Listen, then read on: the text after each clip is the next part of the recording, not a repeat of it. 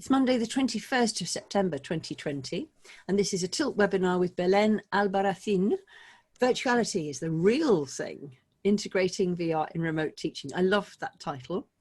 So I'm Helen Myers, I'm chair of the London branch of the Association for Language Learning. We always thank IATEFL and Linguoscope who support us in these ventures, but especially we thank Joe Dale who puts it all together. Later on, Joe will introduce our wonderful speaker, but first of all, Joe, do you want to introduce yourself? I'd love to, Helen. Thank you so much. So our first Tilt webinar of the new term, September 2020. It's fantastic to be here again, and it's lovely that we're recording this, so it means that people that can't come along face to face on the live event can watch the recording. So you're very welcome either live or if you're watching the recording back afterwards. So I'm an independent languages consultant. I make a living through training, all of which is online at the moment for obvious reasons. And in the chat, I've just put in a document which I've shared widely already, which has 18 example sessions that I can offer to support people in a hybrid situation, in a remote learning situation, whatever you would need help for. Have a look at the sessions. If there's anything that jumps at you there, feel free to get in contact with me and to have a chat about how I can support you through further webinars. And that's me. Over to you, Helen. Thank you, Joe. And thanks again for all you've done. I'll do a little bit of a plug for the Association for Language Learning. If you're a member, please could you write that in the chat and encourage others to join, or if you're a member of an association in another country, if you could add that as well. And up until the end of this month, we have a special offer of 10% discount on membership if you put in the word webinar 10. So it's a great organisation. You get regular communications, a nice glossy magazine, but most of all you get the really the rapport with other people who are other language teachers. So webinars then will be stored on our website. You'll be able to get links there for the webinars, and for that you'll get a link to Joe's site plus anything that anybody else, any of the presenters share with us as well. Coming soon, we have got things coming up. So next Wednesday, the 30th of September, if you know of anybody who is just starting out as a trainee language teacher, please let them know. We're going to be having a session for people from all over the country. Normally individual branches have their own, but this time we're having one for absolutely everybody. We're going to have regular, we've already planned 10 sessions, First Fridays we're calling it, when people who are just starting out on their career, whether they're trainees, NQTs or in their first year, can relax and join in online just for a little hour together. And Joe has already got us lined up with a webinar on the Wednesday, the 14th of October, and a webinar on the Wednesday, the 21st of October, which is great, as well as other webinars, which I know that he's running and he advertises loads of things. Just go to find out from Joe. He's got lots and lots of things on. Thank you.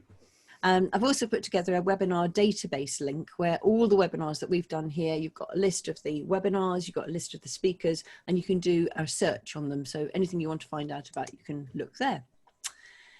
We have an etiquette. We're always professional and kind, and we're happy to host speakers and participants free of charge. Speakers and participants are responsible for what they say. So over to Joe to introduce our speaker. Lovely. My absolute pleasure, Helen. So it's amazing we have Belén here tonight. I'll try and pronounce your surname. I know Helen did a great job then. So it's Belén Albarracín. Is that right? Is that pretty good? Yeah, that's pretty good. Not too bad. Not too bad. Okay. So I know Belén through IATEFL. So if you don't know about IATEFL, it's an organisation based in the UK that have conferences every year, normally face-to-face conferences in different parts of the UK. And I've seen Belén speak a couple of times about virtual reality at the IATEFL conference. And I've always been very, very, very impressed. So I was really delighted when she offered to speak as one of our Tilt webinar presenters. And yeah, she's going to show us lots of really interesting things about virtual reality. We've done a couple of sessions about virtual reality, but I think certainly in languages, there aren't that many people, as far as I'm aware, in the world doing things around virtual reality and language lessons. So I think it's particularly interesting to learn from people who are doing this in a practical way, and to learn from them and maybe replicate some of the ideas in our own classrooms, which is what the Tilt webinars are all about. So without further ado, Belén, if you'd like to share your screen. Thank you so much for agreeing to do this. And what time is it in Argentina at the moment? It's 4 well, now I guess just after 4. 4:12. 4:12. Yeah. Fantastic. Excellent. And we're celebrating spring because today is spring day. So, well, thank you, Joe, for this introduction. I'm really, really happy to be sharing this talk on virtual reality. I've been a passionate on this topic. I really love integrating and also generating virtual reality content, as I am going to show you now. So thank you, Joe Dale, and thank you, Helen, for this lovely introduction. So my idea today is to share with you a little bit the concept of virtual reality and to distinguish virtual reality from its sister technology, augmented reality. We're going to be talking a little bit as well on binocular vision and how 3D is recreated in VR smartphones that support VR technology. We're going to be talking about the sensors that are needed in smartphones to support this. And this is going to be quite relevant because we need our students to have access to this technology if we want to effectively integrate VR in our lessons. We're also going to be talking about headsets and different levels of immersion that they provide. I have here with me some headsets that I'm going to be sharing with you. We're going to talk about the affordable virtual reality for educational settings, because of course, not the most sophisticated ones can't be integrated in all educational settings. Then I will talk about the STRATEGI approach, that is the approach that I resort to when I am integrating VR. And last but not least, I'm going to be talking about VR content that we have generated at school to integrate in our lessons. So, well, what is virtual reality? It's very important to know that when we are using virtual reality, we're placing the viewer inside a moment in a story or a moment in history. And this is made possible because of sound and visual technology that allows us to immerse the viewer in a completely virtual environment. Now, in this new surrounding, what the viewer can do is analyze and collect data from this new surrounding. By blocking external distractions, and you engage senses more deeply. And that is where the power of virtual reality resides. Now, there is a very, very interesting diagram by Milgram where he explains the concept of virtual reality and of augmented reality using this reality virtuality continuum. So basically what he says is that we have on one end the real environment and on the other end the virtual environment. So when we use augmented reality, we have more of the real environment with the presence of digital objects interacting with the real ones. So in a way, we can say that augmented reality enhances the real environment with these digital objects. Now, when we are talking about VR, we are completely immersing the viewer in a virtual environment that is completely separated from the real one. And I thought it was going to be clearer if I show you, for example, an example of virtual reality that we integrated in the classroom that is called Pictionary Air. As you can imagine, Pictionary Air is a game that you play. You have a card, and basically what you have to do is to draw in the air the word that you get in that card. Now, students can see what you draw with a stick because they download an app and they can see through that screen what you draw in the air. Okay, so I'm going to show you now an example of augmented reality in the classroom.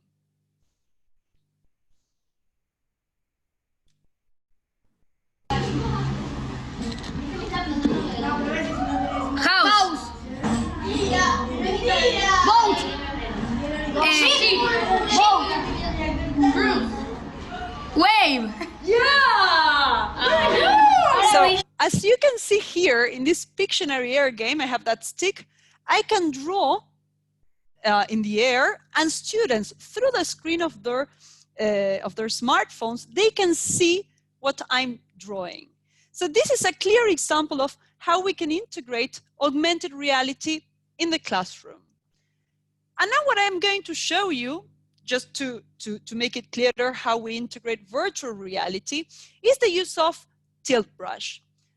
In case you're not familiar with Tilt Brush is an application that allows you to draw, but you're immersed in that virtual reality, in the world that you create.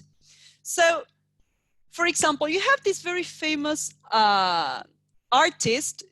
She's Anna Silieva, and she's a three-dimensional artist. She's a French-Russian artist. She has presented at the Louvre, and she basically creates her world using this art. And it is like, if you check on YouTube her videos, the kind of art that she creates, it's simply amazing. And there she's creating her whole universe with this art. Now, last year, I attended a course on editing in 360, how to edit videos using 360 softwares. And in one of the lessons, we had to try Tilt Brush. And I love drawing, and I think I'm pretty good at drawing, but I realized that I'm good at drawing in 2D. Now, drawing in 3D was a completely different thing. And I'm going to show you now my creation. Probably you're going to laugh because after seeing Anna's work, it's going to be very different. But this was the world that I created and I was immersed in. I know it's a kind of 5-year-old kind of drawing. What I wanted to draw was this world being polluted. I don't know if it was like kind of anticipating the pandemic situation or that we were doing something wrong. But it was amazing to experience this dimension, and just creating the world and having it display in front of you was a very immersive experience in the sense of the level of interaction. Imagine that here in Tilt Brush with the controllers, you can pretty much pick and draw and design as you would do in real life with its limitations of space, right? But it was an awesome experience to try this immersive technology. Sorry, Belén, we just got a question from the chat. Can you say again the name of the 3D artist for us, please? Oh yeah, it's Anna. I'm going to go back so that you write her name down. So is it one N or two N's? 2 N's. Yeah. Anna. Zhilyaeva. She even has a TED talk. She talks about the name of her art. She calls it volumism because she creates this art with volume, and it's pretty amazing the things that she does. She has a TED talk where she even talks about the development of VR throughout history and how she ended up creating this volumism. Fantastic. All right. Thank you so much. That's great. And she's on Twitter as well. She's Anna Dream Brush on Twitter. There we are. So of course, this underexplored field holds a lot of potential in language learning and second language acquisition when it comes to the way we teach and the way we learn, because in fact, it embodies a shift in the way teachers teach and the way students learn. It is important to understand this of 3D vision and how this 3D vision is recreated in smartphones. You know that we humans have or use binocular vision to perceive depth and see the world in 3D.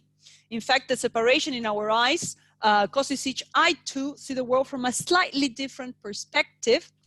And in fact, when the brain fuses these two views, we are able to perceive this depth and calculate distance. this is well, you can try it out. If you place a pencil in front of your eyes and you cover one eye and then you switch to the other one, you're going to perceive that the pencil is moving to the sides. How is this 3D recreated in VR? Well, smartphones that support VR content, when you click on the cardboard logo, they create this stereoscopic display where you have two images that are slightly offset, and each eye focuses on one image. And that creates the sensation of depth. So apart from this 3D vision that we have just referred to, your smartphones need these three sensors. One is the gyroscope, the other is the accelerometer, and the other one is the magnetometer. Now, just to explain briefly how these sensors work, the gyroscope is the one that perceives the tilts and twists movements of the phone. So for example, if you're holding your smartphone horizontally and you rotate it, it is the gyroscope, the one that perceives the change in its orientation. Now the accelerometer can't do that because in fact the accelerometer, what it does is to detect the changes in the linear orientation. So for instance, if you're holding your smartphone in portrait mode and then you rotate it into landscape mode, it is the accelerometer, the one that comes into play and detects the change in the linear orientation. And then the magnetometer is the one that is also known as the compass sensor. And it is the one that is aligned to the Earth magnetic field, and it tells the phone where the north is. So these sensors are important because when you are with the smartphone and this headset and you move your head around, it reveals new areas of the videos. And that is why you get the sensation that you're not just watching a video, but that you're actually walking through it. So, for those of you who are, or who want to check whether your smartphone supports virtual reality content, there are two simple methods that you can try out to check it now. In general, modern smartphones support VR. But maybe you can do this just to check it out. One way is to download an app. It can be, you can Google it or search for it as VR Checker. You install it, you run the app, and if it gives you a tick, you have green light to check VR content. But if you want to test quickly, what you can do is just to look for a VR video. And what you can do is to follow the steps I am going to share with you now as we read them together. So let's imagine you look for a 360 video on YouTube. So you just type 360 video. In general, the kind of video, the first video that pops up is one of a slide. Then you go full screen on the smartphone and you place the smartphone on landscape mode. Then you're going to tap on the cardboard logo that is going to split the screen into two. And if then, when you tilt and rotate your smartphone, the image moves and reveals new areas of the video, that means that your smartphone supports VR. And it's not the same if when you move it around, the image doesn't rotate, because if you have to do it with your finger, that won't work when you place the smartphone in the headset. So once you check that, that means that your smartphone supports VR content. And this is very important because, for example, in my case, in the presential lessons, for instance, I need to know whether my students have access to this technology. So I have to go through these steps to check, okay, how many students do I have that whose smartphones support VR content? And that will give me a dimension on the activities that I can integrate with them in the classroom. Just on that point, Belén, can I just ask if you find that if the children have Android devices, that there are they have to have a more up-to-date Android device compared to iOS? Because that's something that I found. I found that there are more AR, well, certainly with AR, maybe not so much with VR apps that work with iOS that don't work on Android unless someone's got a very up-to-date Android device. Is that your experience as well? Oh, I'm not sure about that, to be honest. Okay, but I mean, for the cohort of the students that you have, do you find that most of the children have phones which are up to date enough in order to do these sorts of activities? Yeah, they do. In fact, they do have, and you're right. I think most of them have iOS. Now that I'm thinking of it, yeah. Okay, more than that's Android. Great. Thank you.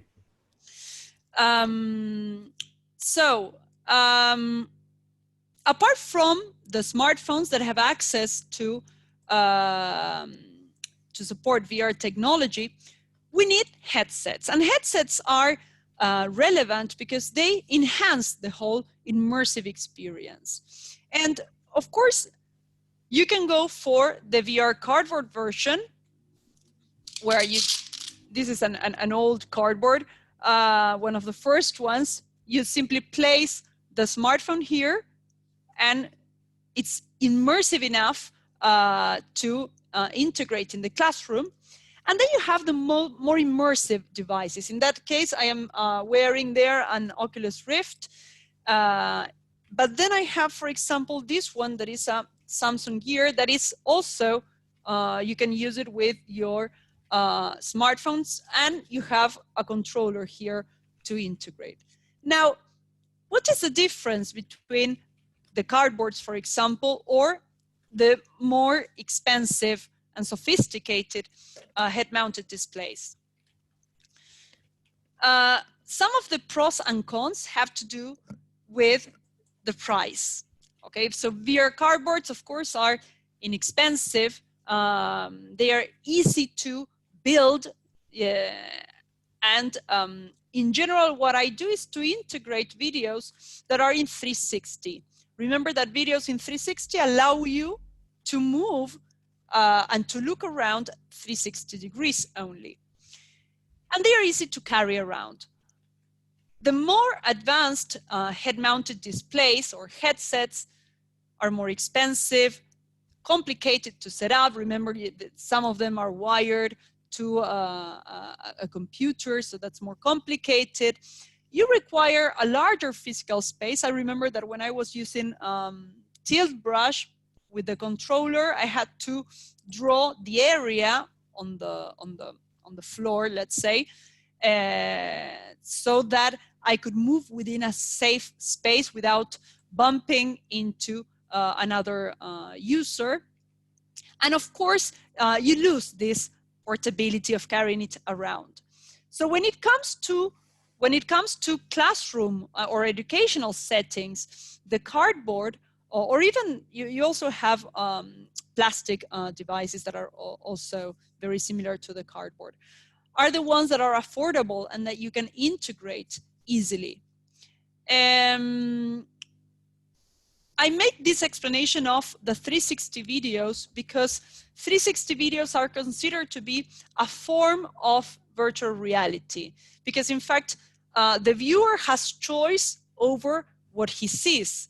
And of course, the limitation is that he can only move around that 360 dimension. But still, in spite of this limitation, we can say that this kind of material is sufficiently engaging for students. Imagine that I was thinking of PlayStation games, for example, where they play in first person. They always have these 360 movements when they explore these environments, let's say. And the truth is that just by integrating VR videos, you're making the whole experience memorable for them, because it is something different from the traditional classroom activities. So this form of virtual reality can be a useful addition to second language acquisition, as it has the potential to bring a whole new dimension to the realm of language education. The strong point of integrating virtual reality is that you can really enhance learning and you can increase students' motivation and engagement. Of course, you're not going to integrate virtual reality all the time. I tend to space it out in different activities, and it is just a small part in the technology-driven portion of the lesson, and it's always part of a broader project.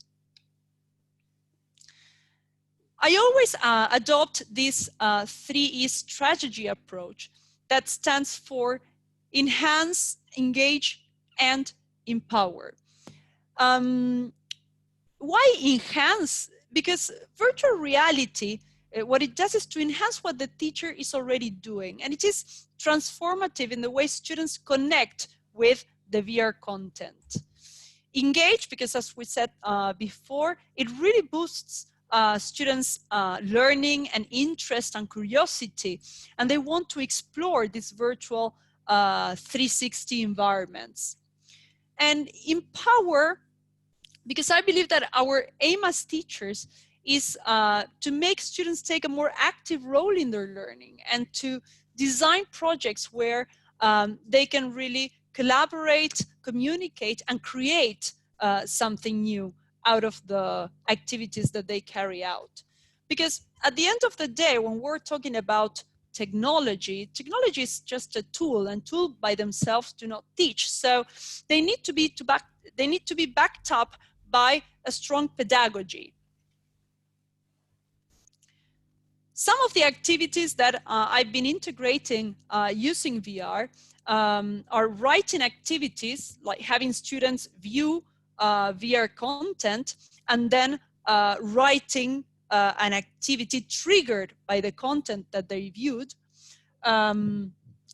Chris Milk, who is a referent in VR, he defines virtual reality as the ultimate empathy machine that allows you to walk a mile in somebody else's shoes. And I think that that is a very, very strong point when it comes to virtual reality, because you can really, really be on somebody else's shoes. I remember there was a video, for example, of this lady from Africa. She had to go fetch water, clean water, and she had to walk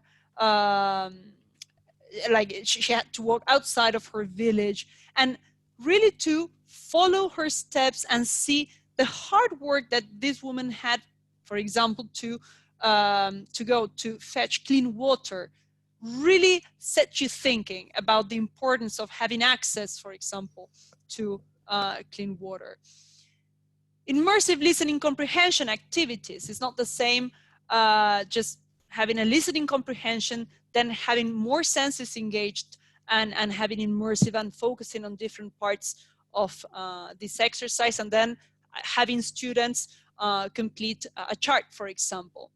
And the way I integrate virtual reality is that I always tell students to watch the VR content once, so that then they have to share the information that they could gather. So there is always this gap information that they need to do, and they need to scaffold knowledge and in order to complete a determined task. And I think that is a very interesting way of optimizing the integration of VR. Or sometimes what I do is to have students reporting back or retelling. So if they are working in groups, one of the students goes out, he's the one, of course, in this case, we're talking about the presential lesson. He watches the content, and then he has to go back to his peers and report or retell on what he saw.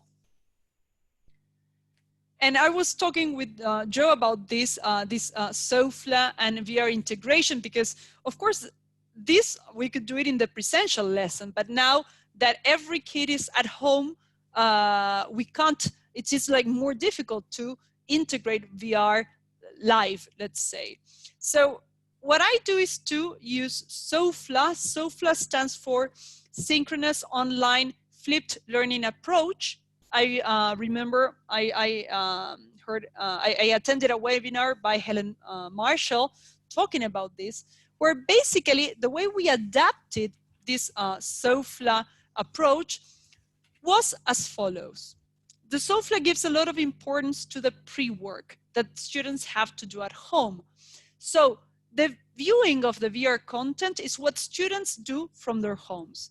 Now, it depends whether the student has a VR headset or a cardboard one at home, but for me it's the same if he or she has to watch the VR content from the computers. And as I was telling Joe, the truth is that the school where I teach, it's a very privileged one, and students have access to devices and they have connectivity, so they can really do this pre-work task. Then in the sign-in activity, if they have, when we meet online, we talk generalities about the videos that they had to watch, and then they work in breakout rooms where they discuss the content of the videos. In this case, what we did, they had to watch videos based on natural disasters. So they were divided in groups, and each group had been assigned a video on a specific natural disaster, and they worked and they gathered information about where the natural disaster had taken place, what were the consequences, how this natural disaster happened. So all that information was the one that they had to exchange, let's say in this live, in this breakout room. Then we came back to for a discussion, and then we created this Jamboard of ideas based on the material that they had watched and natural disasters in general. This is how we are dealing with VR integration in this scenario. There are many places where you can search for VR content, and there is VR content almost about anything you can imagine.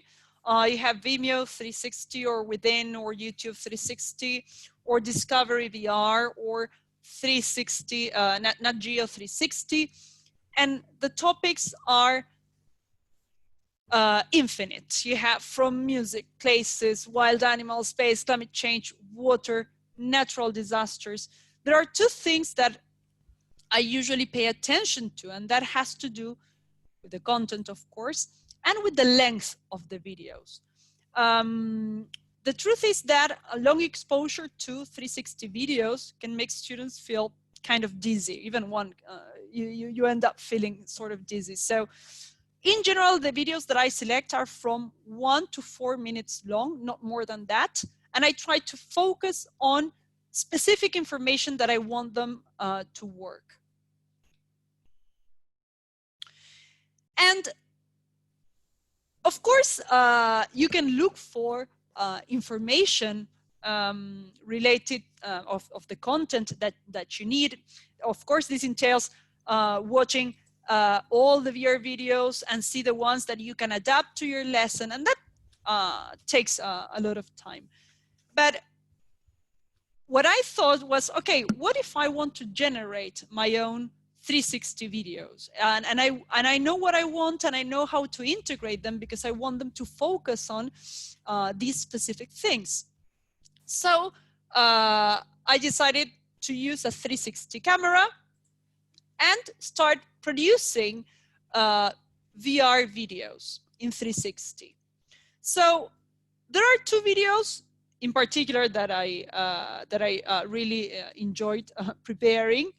One is called Teachers Gone Wild 360, and the other one is called Spooky Tales from Buenos Aires 360. They are available on YouTube. So then if after the webinar, you want to check them out, you can look for them. And the idea was like this. In Teachers Gone Wild, what we did was I took the 360 camera to the staff room.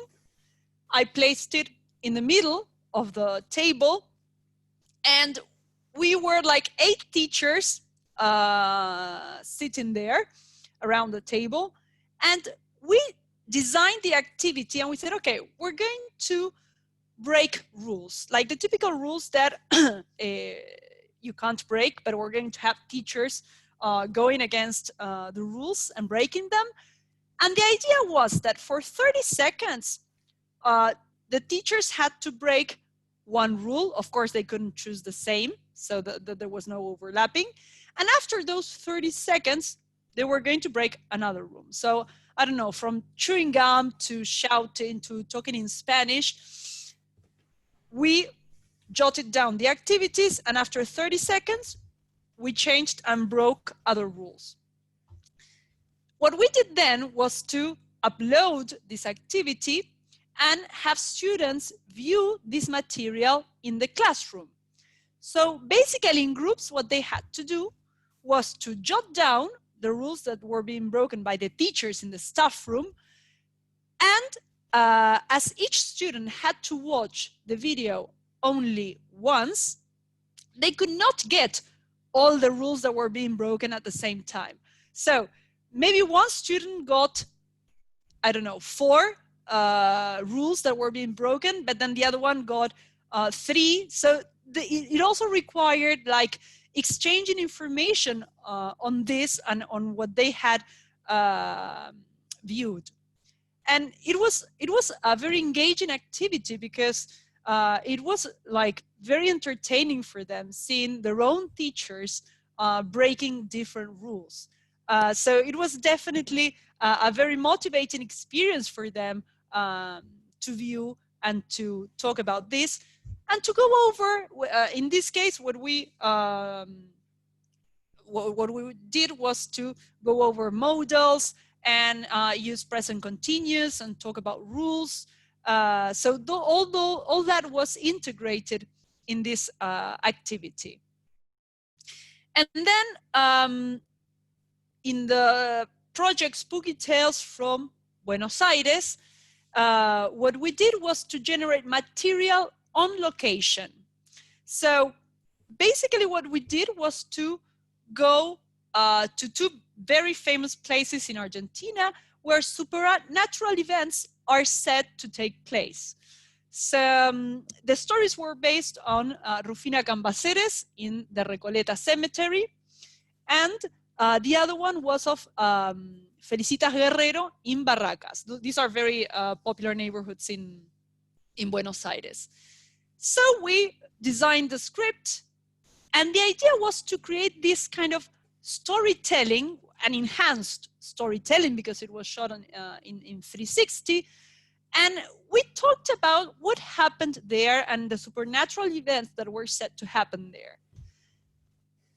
Once the recordings were uploaded and students in groups could watch this recording, they had to complete a chart about, first they had to invent a name for that spooky tale, and then they had to refer to the main characters who were involved in these 2 stories, the supernatural events that were said to happen in these 2 different places, to describe the main characters, and to describe the neighborhoods as well, because the idea was for them to get to know different neighborhoods in Buenos Aires.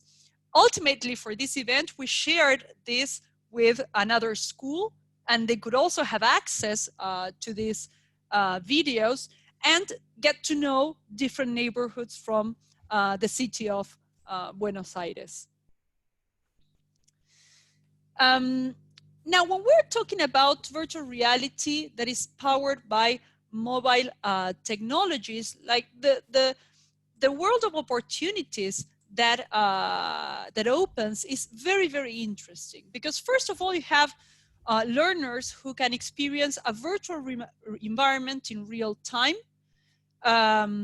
They can visit events or places that are unavailable or unfeasible because of distance or time or cost or safety factors. And also this idea that they can obtain an infinite number of viewpoints from this virtual environment. What are the challenges to bear in mind when it comes to integrating VR? Well, the ones that we have mentioned so far, you need Wi-Fi stability and connectivity to integrate VR. Checking availability of smartphones or availability of VR headsets, especially if you're doing this in the classroom. Smartphones that support VR technology, that's why it's so important to know how to check whether your students support this.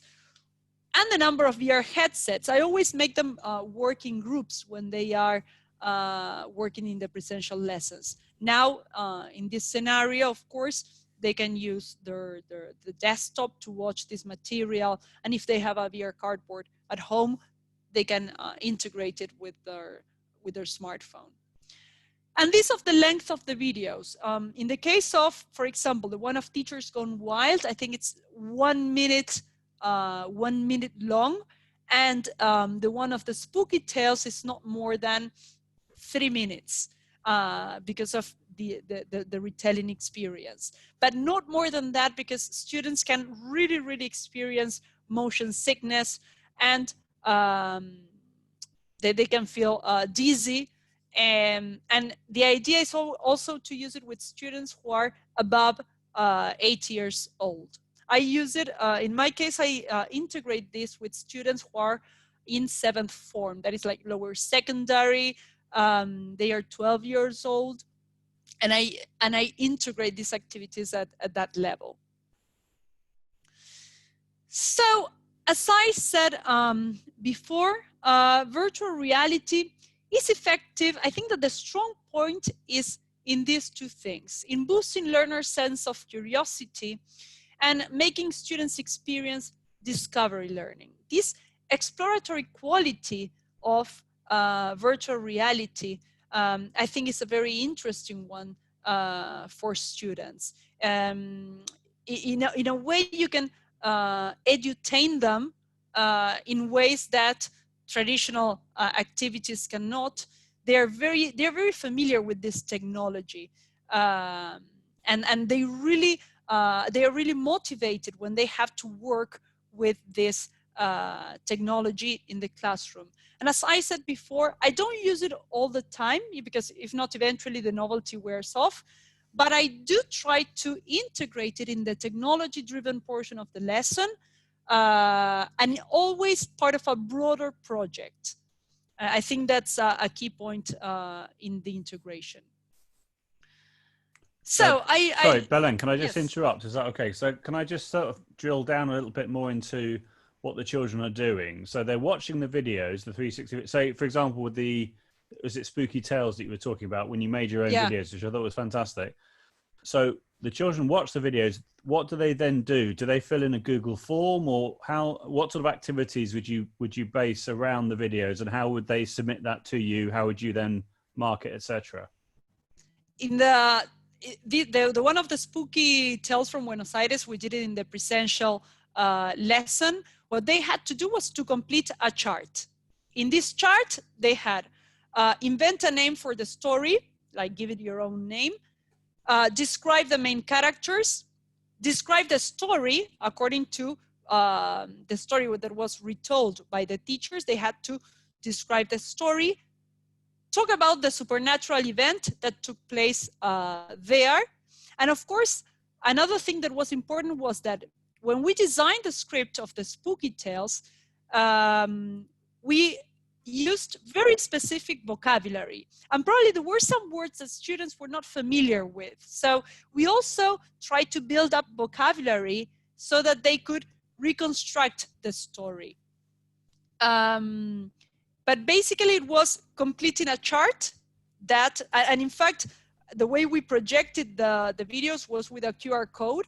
So one group was with the story of the cemetery, and the other one was with the story of the church. So while some groups worked with one story, the other ones viewed the other content and worked with the other story. They had to complete a chart. Each member of the group watched the story once. So then they had to collaborate and exchange, like, oh, I think that this is what happened, and they had to sort this out to complete the chart. And then, as there was one group that had no idea about the other story, then they had to exchange that information among groups because they didn't know the story that the other one had read.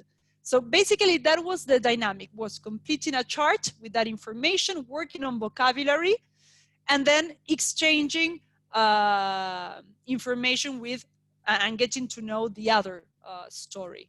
Fantastic. And I think for me, that's the key in the fact that you're using 360 video as opposed to standard video, in the way that they have to then collaborate together and work out the bits that one person could see compared to another person. But the fact that with a 360 video, you'd have to then look at the whole thing and you might miss something, whereas you've got to collaborate together. To me, that's the power of using the 360 video as opposed to using standard video. Do you agree? Yeah, definitely. And 360 videos, especially for stories and storytelling and describing situations, I think it has a lot of potential. And in fact, sorry, I'm trying to work out. I don't know if you have heard about this of integrating hotspots. I don't know if you have heard about hotspots. Are like active areas that you can add in a video, in a 360 video, to make it more interactive. So basically what you do is to enrich the 360 video, and as it is an active area, when you interact with it, when you click on that, it displays, it can be an image or information or sound. It can trigger, let's say, another multimedia feature. So I think that if we can enhance these 360 videos eventually with hotspots and making it more interactive for students, I think it has even more potential, in the sense that it can be optimized and you can really squeeze, let's say, the potential of 360 videos. Exactly, and I think you can do that with ThingLink 360. Or is that what software would you recommend for adding those hotspots? Well, I am. But the thing is that it's kind of expensive. There is right. one that is called 3D Vista that allows you to do that with videos and with photographs. But it's so easy to use, that it's a really worth investing in. But 3D Vista is a really good software that allows you to add these hotspots to the 360 video. Amazing, that's amazing. And if people wanted to buy a 360 camera, what sort of price would they have to pay, and what sort of basic 360 camera would you recommend? Would you like the Theta? Is it the Theta Rico? I think it's called, isn't it? Is an example. I know I have this one that is the Samsung 360. I know that the Profusion is better, and then you have the more professional ones, but that's perhaps a little bit far-fetched. But Profusion, I really don't know the price. I would, because it's in dollars and I would have to Google that, but Profusion is better quality than this one, than the Samsung 360, and it's better as far as I know. Okay, so you're probably talking about €300, £300 to get at least. Well, yeah. I think this one is $300, so probably the Profusion is a little bit more expensive. But well, it's better quality, and well, if you are going to be generating material, probably that's the next the next step. Fantastic, thank you so much. This is brilliant. There's some lovely comments in the chat about this is amazing, so many uses. It's just brilliant. Such marvelous projects as well. Yeah, fantastic. So just to finish off, I love this quote by George Kovros, who says, "Technology will never replace great teachers, but technology in the hands of great teachers is transformational." And I think that it's a very, very important thing when it comes to technology. Technology on its own does nothing. We still need a great and sound pedagogy behind to make it work. So Here are the references that I used for this webinar. And in case you want to contact me, you can follow me on Instagram or contact me by email. I will be more than delighted to answer questions, or I don't know, whatever you need to ask or to know. I'm That's going fantastic. to stop sharing screen. That's fantastic. Thank you so much. Absolutely brilliant. Would you be happy to share your presentation as well with us? Would that be okay? Oh yeah, definitely. Yeah, Would that be okay? Because what Helen normally does is she normally puts together a web page per presentation, and then the database which she mentioned earlier, which I think she's being very modest about, because it's an absolute amazing database of all the tags about every single webinar that we've done. And I think what you've done tonight, Belén, has really complemented the other sessions we've done on VR and taken us to another level, which I just think is brilliant. And I love the way that you're always thinking about the pedagogy. That's why I was asking about the spooky tales and how you were using that. I've seen another example that Paul Driver, who we both know through IATEFL, he was saying that he's been involved in a 360 video of a lesson observation for trainee teachers. So by having the 360 video meant that the trainees, while they were teaching, could then see what all the students were doing at the same time as what they were doing, as it were, which I thought was a really interesting idea. I remember that session. Yeah. That was very interesting, because sometimes you don't get to focus and to see what's going on in the classroom. Yeah, that's true. Yeah, go on, sorry. Sorry, no, 360 is also used for to lower anxiety levels, before an exam, and sometimes students get to know about how the exam is going to be with this examiner, by watching a recreation of that very same exam. So they more or less get to know the dynamics just by watching a 360 video, which is like a more real experience, or a closer experience to the one they're going to have. So to relieve anxiety, it's a good option.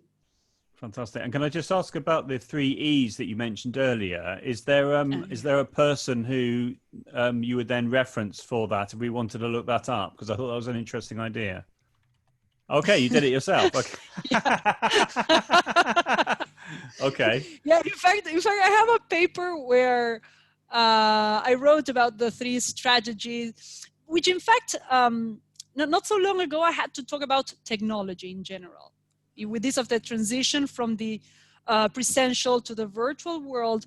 And I realized that this approach, you can use it when we are talking about virtual reality, or when you're talking about technology in general.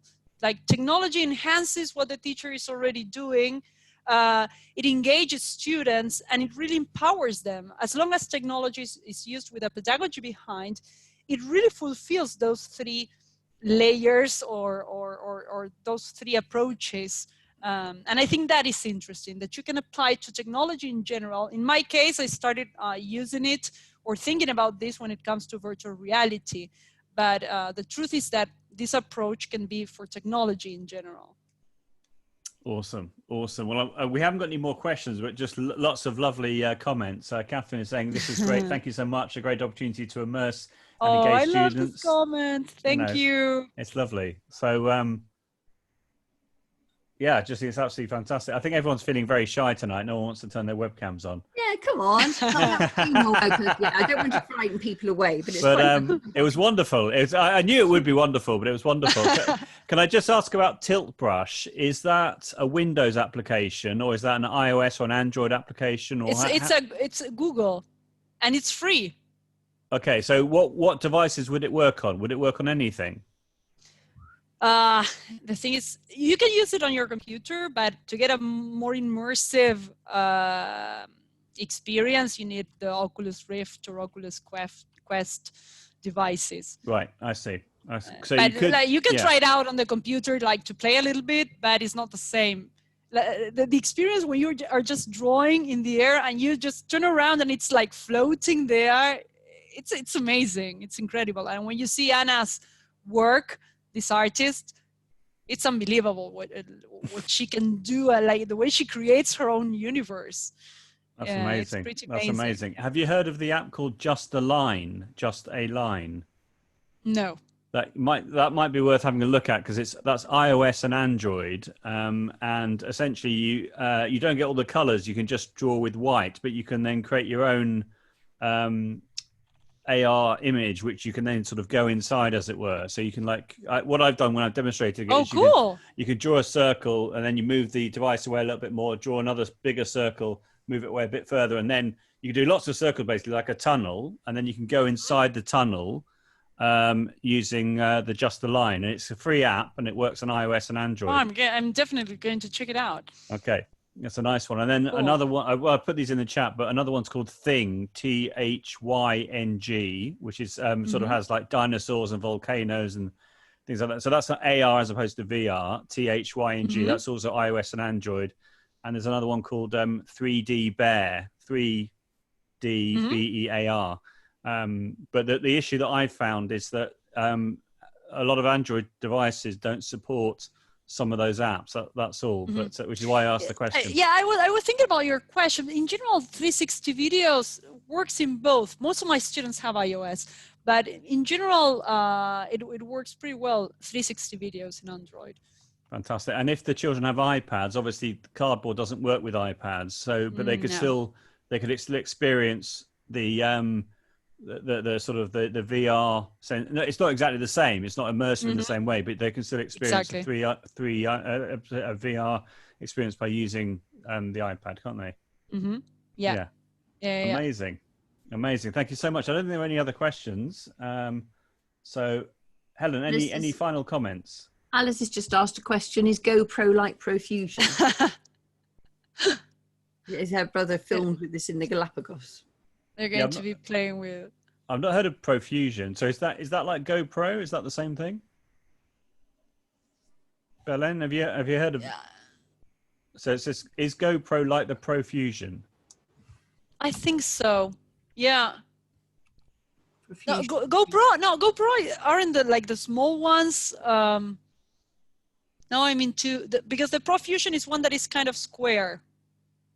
You know, right, whereas the GoPro would be like what a skier would put on their head. Exactly. Right, okay. Yeah, I think the GoPro is the ones that sports people wear on the helmets, and they just go.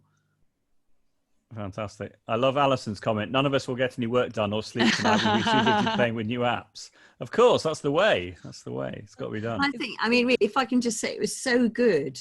And thank you so much, Joe, for finding Belén to do this. Because we have not had, we've had 50 webinars, but nobody has been talking about this.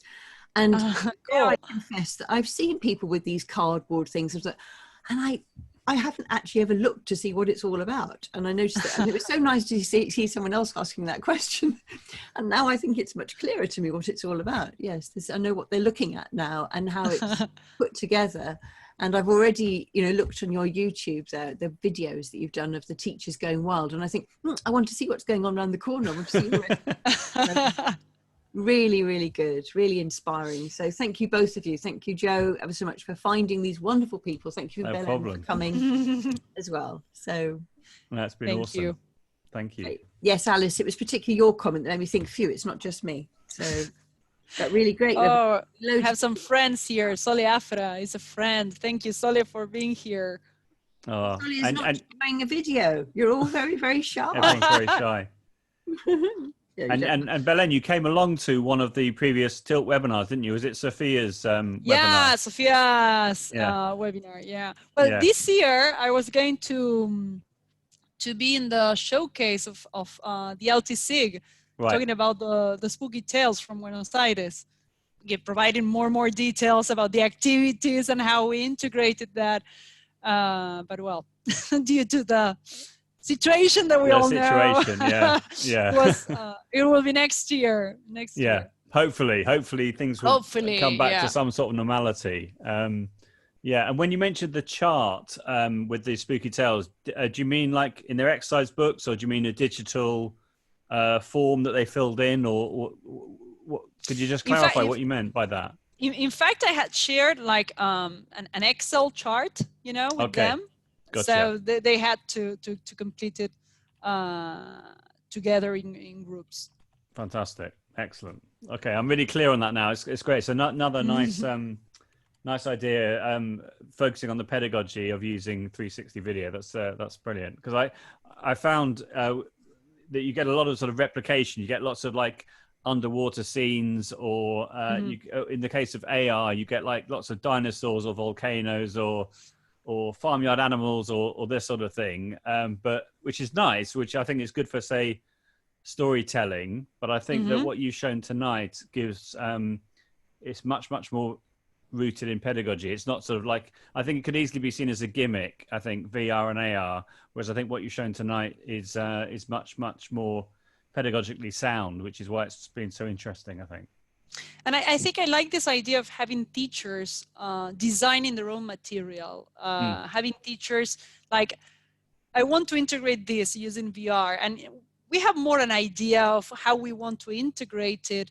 And I think that if we teachers work together on designing this kind of material, I think we can create really cool things and more tailor-made to what we really want to get from our students. And I think that is a very interesting aspect. So on that point, who would you recommend to connect with who's also into virtual reality or augmented reality, who's a languages teacher anywhere in the world? Who would you recommend? Who are the people who inspire you to try these ideas out? I'm not thinking about a teacher, in fact. I'm thinking about an Argentinian director. I attended this 360 course, for example, with this director from Argentina, who is Damián Turquía. He won an award designing a short story of a girl who is going to have a date, and she is on a wheelchair. So this short film is about, it's called 6 Feet High. And you see everything from, like, she sees the world from that height because she's on a wheelchair. So the whole short story, the whole short film is about her going on this date and what she experiences in the city of Buenos Aires. Like there is a part that I found like very moving, and that's where you feel you have this kind of empathy, you know, with this character. She's on a bus and she needs to get off the bus, and the time that it takes for her to get off the bus,